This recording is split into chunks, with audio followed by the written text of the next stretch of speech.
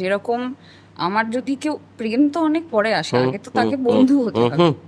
বাবা হ্যাঁ এটা তো সবার প্রথমে। এবং বন্ধুত্বের আমার মনে হয় বেসিক ফান্ডামেন্টাল গুলো হচ্ছে অনেস্টি, একে অপরকে। একটা জিনিস যেটা আমি একদম কি বলবো, নিজে পছন্দ করি না এবং সেটাতে পার্টিসিপেট করি না, এবং সেই জন্য আমাকে অনেক কিছু পোহাতে হয়েছে, সেটা হচ্ছে লোকেদের পেছনে লোকেদের নিয়ে কথা বলা। আচ্ছা এটা একদম আমি মানে, আমার কাউকে নিয়ে যদি কিছু মনে হয়, সে যদি আমার কাছে ম্যাটার করে আমি তাকে গিয়ে বলবো, আর না ম্যাটার করলে ডিরেক্ট আমি বলে দেবো হ্যাঁ কাটি দেবো।